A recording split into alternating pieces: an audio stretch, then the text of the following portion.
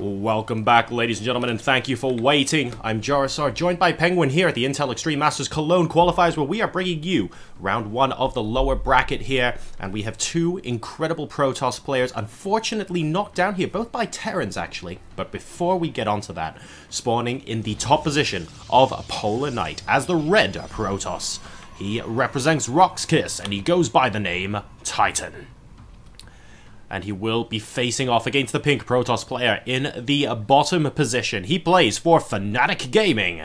Hashtag Year of Harstem. And a PvP is going to be what's on the menu, as you said. I quite like PvP, to be honest. I know there's a lot of PvP haters out there, but despite being a Zerg, I actually think PvP is much more entertaining than ZvZ, for instance. Okay. And I think it can actually be a really, really fun matchup to watch. It could be. I mean, the way I kind of see it is a lot of PvPs tend to get very meta and mind-gamey, and a lot of ZvZs tend to get very micro-intensive, really exciting in the middle of battle. Of course, you know, there are exceptions where both matchups actually have characteristics of the other, but that's generally how I see it. And right now, PvP, I feel, is a kind of game where you get to sort of sneak into your opponent's mindset and really try and scout, counter-scout, work out what's going on. Is he getting DTs? What's the timing of this and that building? Am I going for this tech instead? Am I going for quicker upgrades? It can get a lot of fun. It really can. And I mean, it also is the matchup that is home to the infamous DT versus DT, which is, to be honest, like, to be fair, we all secretly want it. That. Like, we all really want it, but we kind of just never see it. So it's like every time there's like a Blink versus Blink play, you just see the Twilight Councils go down, and the casters are just saying, well, it could be DT versus DT, but really what's going on in our heads is us just going, yes, please, please, please, please, please. But it never happens. It's true. Maybe we need to cast a curse and go, oh, well, it's going to be Blink versus Blink again, and in a couple of short moments, boom, you get the double Dark Shrine. We got to play this out super meta-like. So, of course, both players going to be grabbing that double gas. We can see 3 workers in each from both. Cybernetics coordinate at more or less the same timing, a second or two faster for Titan. Nothing out of the ordinary. Now, these players were knocked down by 4GG and Happy, respectively. So, they were both up against incredibly tough opponents there. And no real shame in that. Of course, they're going to be slightly unhappy that they got knocked down to lower bracket in the first round. But I don't know. I think both these players are still going to be relatively confident of being able to advance here. The greatest part about these brackets is that if you look at the brackets, guess what's coming? Oh boy! Oh boy! It's Blink versus Blink. All right.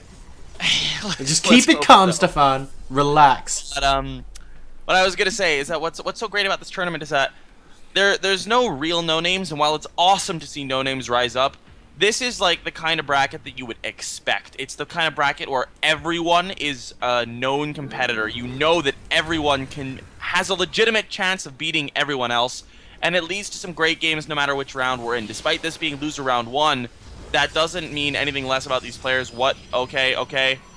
There's a probe down there for. Oh god, it's happening! Oh my god. Woohoo! I also wanted to point out, by the way, that in the middle of the map, Harstem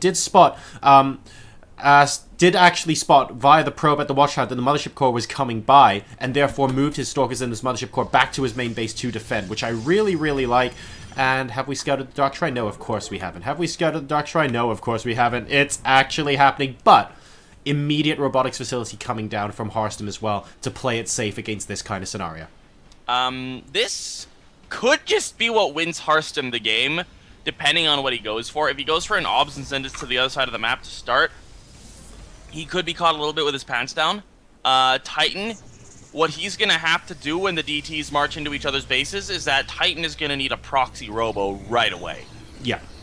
He's gonna need one PDQ, man, because here come the Dark Shrines. They're basically finished up at exactly the same time.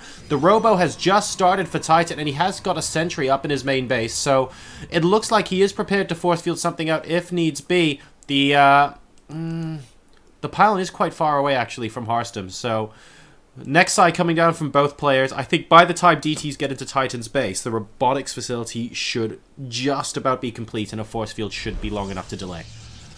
Well, this will be interesting to see just what does happen. We do have Well, Obs is already out for Harstem, and that's going to be one dead Dark Templar, but bye. And meanwhile, the Dark Templar of Harstem actually is blocked in, but he could have actually continued taking swipes at that Stalker. Force field wasn't perfect. Yep, the second one is, though, and I think maybe the DT can get, like, the pylon at the natural or something like that if he wanted to, but actually is just going to be heading off. So we have got DTs versus DTs, and I am slightly sorry to say it was very anticlimactic. Yeah. Yeah, that was a very, very anticlimactic DT versus DT play, but we've got Warp Prisms on the way for both players now. And this could make things a little more interesting. Cue the Benny Hill music. This could get funny. Fingers crossed. We'll see how it goes. So War Prisms coming out from both sides now. More sentries and, by the looks of things, defensive DTs being warped in from Titan, because why the heck not? And we have got observers out on the map for both players now. So situation... Yeah, that's one of Titan's DTs. I thought Harstem was getting into the main of the DT unnoticed. Yeah, unnoticed, just sneaking it in there. Not quite. So both sides of DTs. You can barely tell the colors on these DTs. They're very, very hard to tell the colors of. Anyway... Into the main mineral line is Harstem 2. 3 kills already. A 4th kill should happen. Oh, actually going to go for the cannon. I like that decision. That is going to delay that quite a bit.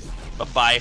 Meanwhile, though, the OBS is still around, so it won't take too long for this DT to die. Actually, yeah, well, there's a War Prism. Way, there we go, and just about managing to get out. I like this little bit of harass coming out of here from Harstem. If we take a quick look, by the way, at the... oh, never mind. Harstem, another DT in the worker line, and wow, that's going to be that. GG, and Harstem wins game number 1 with 42 probes versus 30. Titan, distracted by the DT in the main, also gets probes killed in the natural. A total of 12 killed by the looks of things, and that earns Harstem the victory in game 1.